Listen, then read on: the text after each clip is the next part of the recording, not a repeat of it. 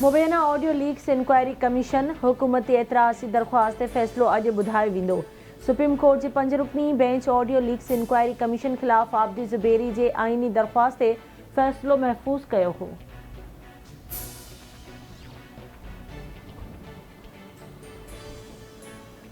Special investment facilitation council जे apex committee जो इजलास अॼु थींदो।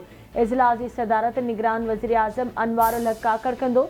इजलास में army chief general Asim Munir ऐं चइनी सूबनि जा निगरान वॾा वज़ीर शिरकत कंदा।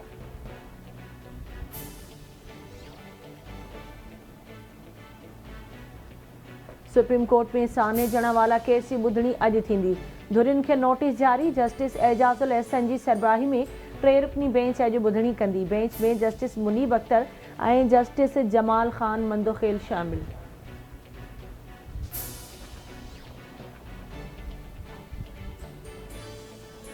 रियासत दहशतगर्दनि सहूलतकारनि ऐं उन्हनि जी हौसला अफ़ज़ाई कंदड़नि खे ताक़त सां मोह ॾींदी। मईशत खे नुक़सान पहुचाइण वारनि सरगर्मियुनि जे ख़ात्मे लाइ हुकूमत जी मुकमल मदद कई वेंदी। Army chief general Asim Munir जी सदारत हेठि कोर कमांडर्स कॉन्फ्रेंस दौरान हर क़िस्म जे ख़तरनि ख़िलाफ़ पाकिस्तान जी ख़ुद मुख्तियारी ऐं ख़िते जी सलामती जे दिफ़ा जो आज़म। ख़ुसूसी सीड़पकारी सहूलत काउंसिल जी निगरानी हेठि मुआशी सरगर्मियुनि जी मुकमल हिमायत जो ऐलान। कोर कमांडर्स कॉन्फ्रेंस के क़ौमी सलामती साम्हूं चैलेंजिस ऐं वधंदड़ ख़तरनि बाबति ब्रीफिंग ॾिनी वई। ISPR जी पधिराई। आर्मी चीफ पारां ऑपरेशन्स जे दौरान पेशवराणी महारत जो मयार बरक़रार रखण ते बि ज़ोर।